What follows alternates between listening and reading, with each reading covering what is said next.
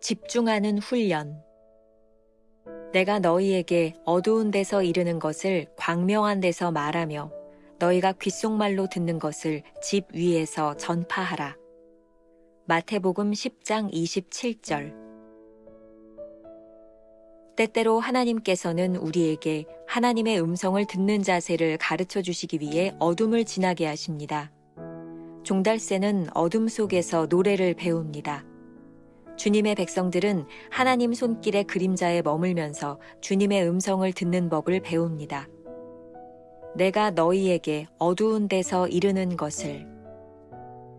하나님께서 우리를 어두운 곳에 두시면 주의해서 입을 다무십시오. 지금 어두운 상황 가운데 있습니까? 하나님과의 관계가 어둡습니까? 그렇다면 잠잠하십시오. 만일 당신이 어둠 속에서 입을 열면 잘못된 기분 속에서 말하게 될 것입니다. 어두운 때는 우리가 들어야 할 시간입니다. 다른 사람에게 그 어둠에 대해 말하지 마십시오. 어둠의 이유를 알기 위해 책을 읽지 마십시오. 단지 주의하여 듣기를 힘쓰십시오. 만일 어둠 속에서 다른 사람에게 말하면 하나님의 음성을 듣지 못하게 될 것입니다. 당신이 어둠 가운데 있을 때 들으십시오. 그러면 당신이 어둠에서 나와 빛 가운데로 들어가게 될 때 하나님께서는 당신에게 다른 사람과 나눌 수 있는 아주 귀한 메시지를 주실 것입니다. 모든 어둠 후에는 기쁨과 부끄러움이 혼합되어 따라옵니다. 만일 기쁨만 남아있다면 당신이 하나님의 음성을 정말 제대로 들었는지 의심스럽습니다. 어둠 속에서 하나님의 음성을 들으면 기쁘지만 동시에 매우 부끄럽습니다.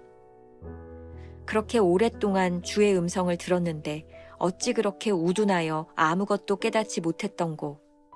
하나님께서는 여러 날 동안 계속 내게 말씀하고 계셨구나. 이제 당신은 하나님께서 주신 겸손하고 부드러운 마음을 갖게 됩니다. 따라서 언제나 지금 하나님을 듣게 됩니다.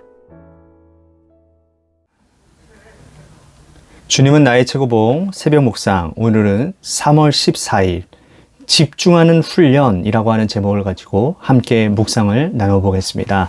오늘 역시 두 개의 대지로 나누어서 살피도록 하겠습니다. 첫 번째, 들어야 할 때. 1월 13일 묵상에서 구름과 흑암이라고 하는 주제를 가지고 나누었던 말씀 기억하시나요? 혹시 오늘 말씀을 듣는 분 중에 그때가 잘 기억이 나지 않는다면 1월 13일로 이렇게 되돌아가서 한번 이 말씀을 듣고 다시 이 말씀을 들어도 좋을 것 같다라는 생각이 듭니다. 아직 주님의 가르침을 이해하지 못했던 상태를 구름과 흑암이라고 표현을 했었죠. 이 상태에서 우리는 아직 하나님의 뜻이 무엇인지를 알 수 없었습니다. 하지만 시간이 지나면 우리를 빛 가운데로 인도하시고 그 뜻을 알게 할 때가 옵니다. 어두움은 단지 우리에게 두려움으로 남는 것이 아니라 하나님의 음성을 듣는 자세를 가르치기 위해 지나가는 과정이죠. 오늘 좀 기억하세요. 어두움은 우리들에게 필요한 과정일 수 있다. 체머스는 책에서 종달새가 어둠 속에서 노래를 배우듯 하나님은 당신의 백성들을 어둠에 두시어 하나님의 음성을 듣게 하신다라는 말을 해요.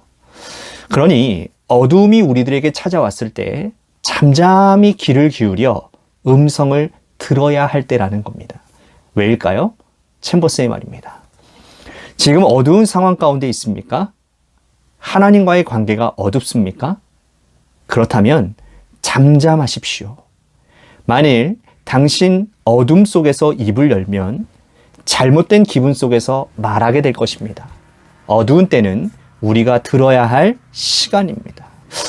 저는 이 부분이 굉장히 은혜가 되었어요. 어두울 때는 우리가 들어야 될 시간입니다. 어두움의 순간은 아직 불확실한 때입니다.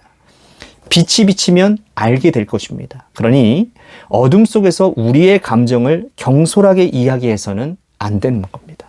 빛 가운데 거하게 될 때 우리는 비로소 다른 사람들과의 이야기할 귀한 메시지를 만나게 되기 때문입니다. 어두움이 우리들에게 유익이 된다는 말을 잊지 마십시오. 주님께서 우리를 어두운 곳에 두시면 시각적으로 아무것도 보이지 않아 답답함을 느낄 수 있습니다. 그때 시각 외에 다른 감각을 주님을 향해 열어두는 겁니다. 그럼 어둠이 주는 유익을 보게 되는 거예요. 어둠 속에서 더욱 환하게 빛나는 우리 주님의 부드러운 음성을 듣게 됩니다. 어둠 속에서 받는 확신이야말로 더욱 강한 것입니다. 어두움은 보이지 않을 뿐만 아니라 들리지 않는 고요함을 의미할 수도 있습니다. 고요함 속에서 듣는 주님의 음성은 더욱 선명합니다. 저는 이런 생각을 하게 되었어요. 어두운 때를 지나갈 때 우리들이 주님께 집중할 수 있는 기회구나. 우리가 일반적으로 집에서 생활할 때 소음을 측정해 보면 50데시벨 정도 된다고 합니다. 이 기준에서 데시벨이 50을 올라가면 50을 넘어가면 우리의 혈압이 10%씩 상승된다고 해요. 일반 직장 사무실에서는 한 70데시벨 정도 소음 정도가 되니까 우리들이 집에서 고요할 때보다 한 20에서 30% 정도 심한 스트레스를 받는 상황이 된다는 것이죠. 본래 이 소음이라고 하는 영어 단어가 noise라고 하는 말인데 메스꺼움 또 고통이라고 하는 뜻을 가지고 있는 라틴어에서 유래되었다고 합니다. 현대인들은 이러한 소음에 익숙해져 있죠. 그래서 습관적으로 TV나 라디오를 켜놓기도 합니다. 우리를 안정시키고 정상적인 상태로 만드는 것, 그 상태로 돌아가기 위해서는 우리들에게 고요함이 필요하다라는 거예요. 하나님께서 우리를 어두움에 두셔서 고요함 가운데 거하게 하셨다면 하나님의 음성을 들을 수 있는 절호의 기회입니다. 이때에는 의도적으로 우리가 다른 사람들과 의논하거나 세상의 소리로부터 차단하는 시간을 가지는 것이 훨씬 유익합니다. 자, 누군가에게 좋은 조언이 될 수 있을 것 같아요. 여러분들에게 어두움이 왔을 때 사람의 조언보다 훨씬 유익한 고요함의 시간을 가운데 거하는 걸 여러분들은 어떻게 생각하십니까? 우리가 기억해야 될 한 줄 노트입니다. 하나님께서 우리를 어두움으로 인도하실 때 가장 선명하게 그분의 음성을 들을 수 있는 기회가 찾아온 것입니다.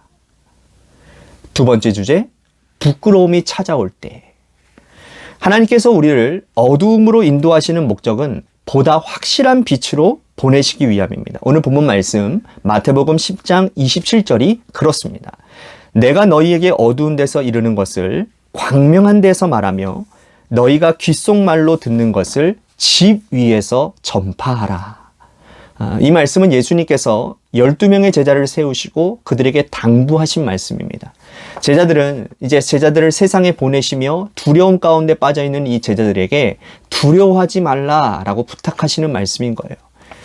지금 드러나지 않은 어두운 가운데서 주님의 말씀을 들었지만 광명한 곳, 곧 집 위에서 모든 사람들이 듣도록 그 말씀을 전하게 될 것이라고 말씀하죠.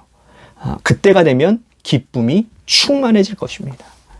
그러면 제가 며칠 전에 묵상에서 챔버스가 언급했던 것처럼 기쁨과 더불어서 우리들에게 부끄러움도 찾아오게 되는 거예요.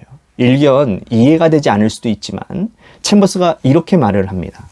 그렇게 오랫동안 주의 음성을 들었는데 어찌 그렇게 우둔하여 아무것도 깨닫지 못했던고.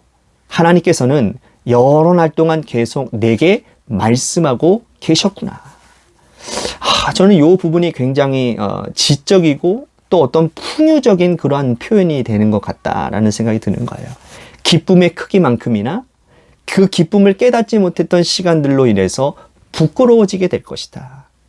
그러니 부끄러움이 크면 클수록 그 기쁨의 크기가 더 크다라는 반증이기도 합니다. 아주대학교의 명예총장이자 의사이기도 했던 이호영 박사님이 부끄러움에 대한 연구를 했다고 합니다. 부끄러움이라는 감정은 자기를 평가하고 성찰하는 고통스러운 과정이지만 진정한 자기를 발견하는 길이라고 이렇게 설명을 하시더라고요.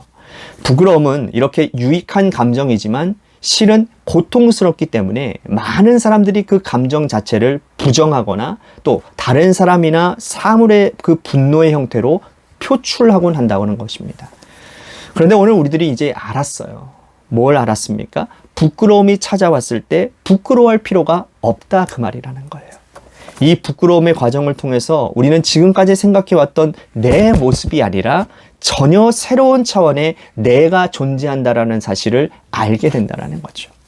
그동안 내가 진리라고 믿어왔던 그것들이 틀렸다라는 것을 깨닫게 되는 것은 참 부끄러운 일입니다. 그러나 이 과정을 통과해야 우리 자신의 껍질을 부수고 하나님을 진정으로 바라볼 수 있게 된다는 거예요. 혹시 여러분 이런 찬양 아시나요? 언제나 내 모습 너무나 부끄러워. 언제나 내 모습 너무나 부끄러워. 무릎으로 주님께, 그러니까 이 부끄러움을 알 때, 무릎으로 주님께 나아갈 때, 우리가 어떠한 존재인지를 깨닫고 기쁨을 회복하게 되는 것이죠. 이 부끄러움을 통해서만 우리는 겸손한 자세로 무릎으로 주님께 나아갈 수 있게 되는 겁니다. 하나님의 음성을 들은 사람은 그 큰 기쁨 속에서 자연스럽게 겸손으로 인도함을 받게 되는 것이죠. 그리고 이 겸손은 우리로 하여금 지금 하나님의 음성을 듣게 만드는 겁니다. 우리가 기억해야 될 한 줄 노트. 주님 앞에 부끄러운 마음이 들 때 비로소 우리는 겸손해집니다. 겸손은 지금 주님의 음성을 듣는 열쇠입니다. 오늘 우리가 하루 품고 생각해야 될 묵상 질문입니다. 하나님 앞에서 내 모습이 너무 부끄러웠던 경험이 있으신가요? 그래서 하나님 앞에 한없이 겸손하게 엎드렸던 때가 있었나요? 기도하시겠습니다. 오늘 우리들에게 부끄러운 마음이 찾아오기를 소원합니다. 부끄러움은 우리를 수치로 인도하는 것이 아니라 부끄러움 가운데서 우리를 겸손으로 인도하실 때, 겸손함으로 무릎을 꿇을 때 하나님의 음성을 들을 수 있기 때문입니다. 오늘 부끄러움과 더불어 우리들에게 찾아오시는 큰 기쁨을 고백하는 하루가 되게 하여 주옵소서. 예수님의 이름으로 기도하옵나이다. 아멘.